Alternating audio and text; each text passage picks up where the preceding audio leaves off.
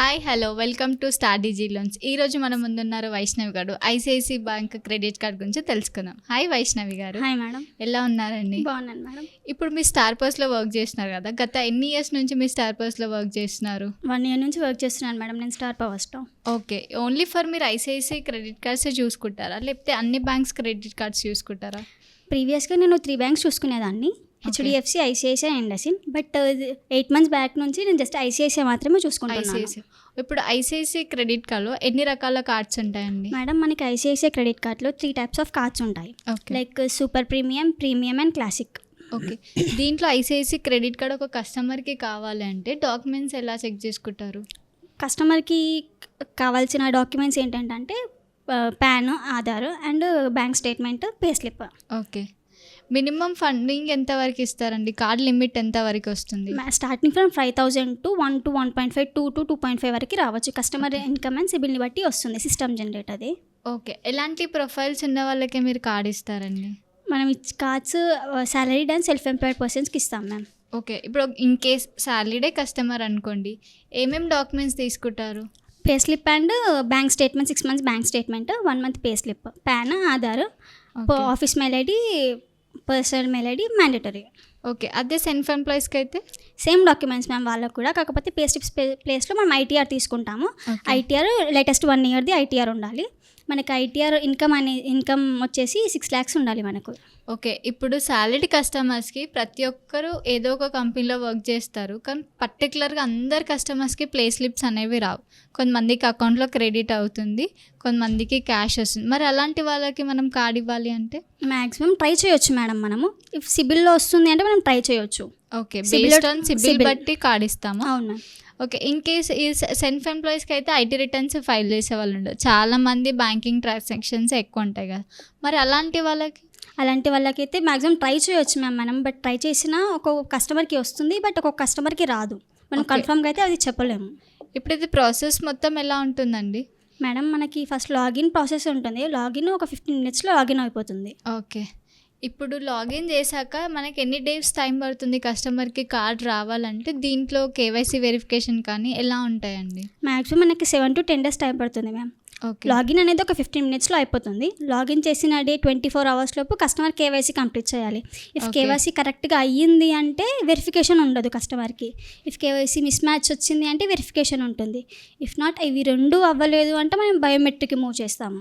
ఇప్పుడు ప్రాసెస్ మొత్తం only for డిజిటలే అంటారా, ఫిజికల్ కూడా ప్రాసెస్ ఏమైనా అవుతుందా? లేదు మ్యామ్, మొత్తం డిజిటలే.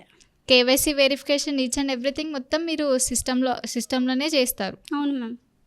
ఇఫ్ డిజిటల్లో అవ్వలేదు అంటే మనం కస్టమర్కి డైరెక్ట్గా బయోమెట్రిక్ పంపించేయచ్చు, ఫిజికల్గా అవుతుంది. ఓకే, ఇప్పుడు ఎన్ని డేస్లో కస్టమర్కి కార్డు డెలివర్ అవుతుందండి? మ్యాక్సిమం ప్రాసెస్ అంతా కస్టమర్ మనకి చెప్పిన డీటెయిల్స్ అక్కడ వాళ్ళకి కూడా చెప్తే మినిమం 4 to 5 days లోపు అయిపోతుంది. ఇఫ్ నాట్ కరెక్ట్గా చెప్పలేదు, డిలే అయింది అంటే 7 to 10 days లోపు టైం పడుతుంది. ఇప్పుడు ఈ 10 days ప్రాసెస్లో కస్టమర్కి ఈ కార్డ్ ఎలిజిబుల్ అని మనకి ఎన్ని డేస్లో తెలుస్తుంది?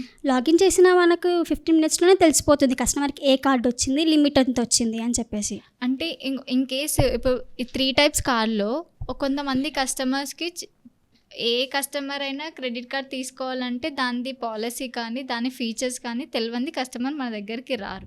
ఇప్పుడు ఒక కస్టమర్కి ప్రీమియమే కావాలి అన్నాడు, ఆయన ప్రీమియం రాదు కార్డు, ఇంకేదో కార్డు వస్తుంది.